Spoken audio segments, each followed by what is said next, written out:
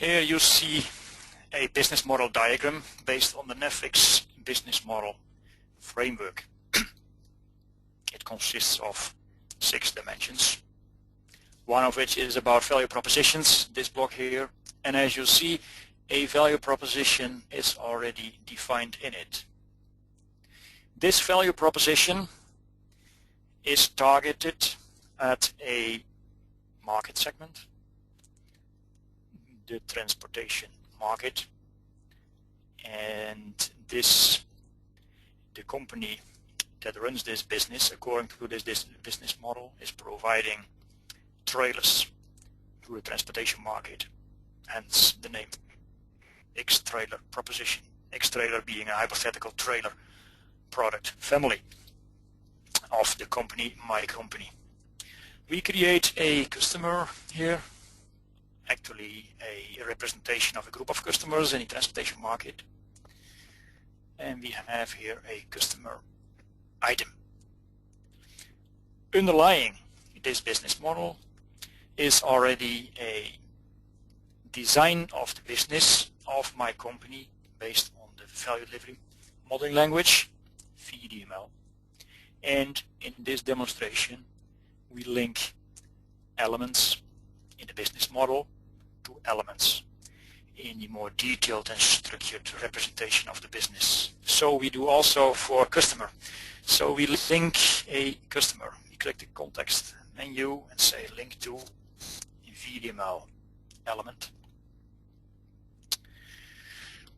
And here we can select a already defined customer relationship in VDML called business network. We select it, the X-Trailer business collaboration as it's called. We click next, and in that business network we select the party called transporter, which is the party played by, let's say, the transportation market or the individual transporters in the transportation market. We select it, click finish, and here it is. We can now also save it. We can now also navigate to the details in other diagrams based on VDML behind this business model diagram. So we open the context menu again and say open role collaboration diagram, open X-Trailer collaboration diagram. We start the diagram, and here we see a so-called role collaboration between the manufacturer, you see here, which party is played by the company, my company, and the transporter, which was highlighted as you saw, because we came from the transporter customer, highlighting this transporter party role in this diagram. This manufacturer, you can click to details here also. For instance, you see that this manufacturer is played by the role manufacturer, and which is assigned to my company. My company is the company which is filling this role.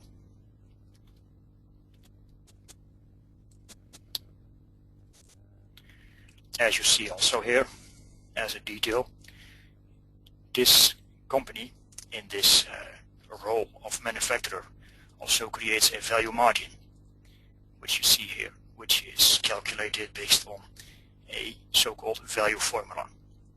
But the details of that will be discussed in a next demonstration.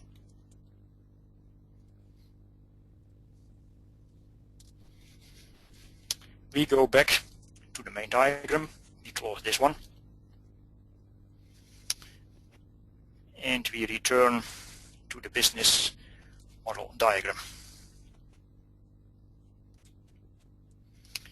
It takes a short while for some reason to close the diagram. Here we are. Now you should imagine that here in the business model diagram we have a value proposition which is targeted at this customer, the transporter. We can also create an explicit relationship here, for instance, add customer value proposition relationship. There are also other relationships possible. This relationship, and we link it. This relationship is now created by hand, but there is logic related to it. If the data, the detailed model data behind this, based on VDML, is not consistent and not connected, then this relationship would not show as a solid line, but as a dotted line, indicating that the situation is invalid. Currently it's valid because the model underneath is all connected and consistent. In a next update, a next demonstration, we will also show you how such a relationship can be generated also automatically.